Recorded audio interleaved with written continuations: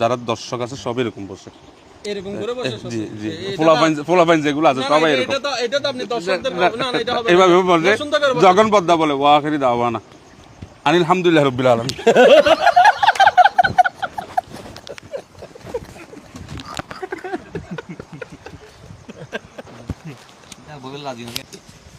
Control.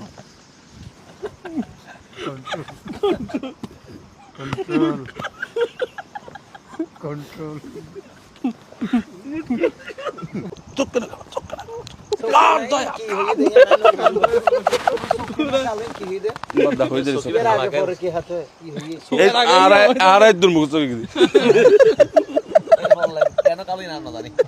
Holi কাছিল না বুঝিনি ফেললাম আর তো হুতাই হইলো জাল বাদ জাল জাল আরে যাই রসুল একবার লামি যাই লামি না বলছ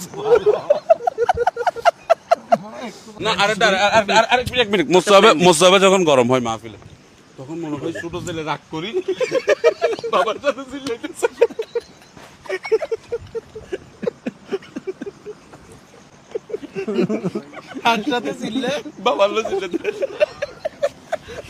ধরেন এক একজনের এক এক আর কি, এটা আমার অভিজ্ঞতা। সবাইও না, আবার মাঝে মধ্যে এরকম ঘটনাও হয়েছে। ধরেন মাহফিলে যাচ্ছি, তো আমি আবার বেশি মানুষজন ফাটানো এটা আমি পছন্দ করি না, অনেককে নিষেধ করি। তো আবার অনেকে কি করে একদম মানে না পাঠাতে পারলেই মানে খুশি, সবাই না, অনেকে তো একদম না বললেও আগে থেকে লোক পাঠাই দিয়ে বা চলে আসে। কমও হয়েছে আমার জীবনে একটা ঘটনা আমার মনে আছে এখনো, যে হুজুর কোথায় আসছেন? আমি অমুক জায়গায় আছি। আচ্ছা আচ্ছা, হুজুর ওদিকে রাস্তাটা সোজা না, হয়তো একদম সোজা, হয়তো একটা ডানে রোড ঢুকছে। হ্যাঁ একটা ঢুকছে, হয়তো ওটা দিয়ে একদম সোজা আসার পর একটা দোকান পাবেন।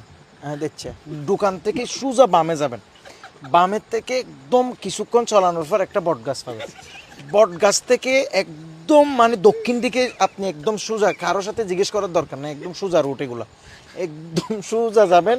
ওখানে একটা বুড়ির দোকান আছে, বুড়ির দোকান দেখবেন যে ওখানে একটা মুরব্বি করে লোক থাকতে পারে। আপনি যদি সন্দেহ হলে পদ না ছিলেন ওনার থেকে জিজ্ঞেস করবেন।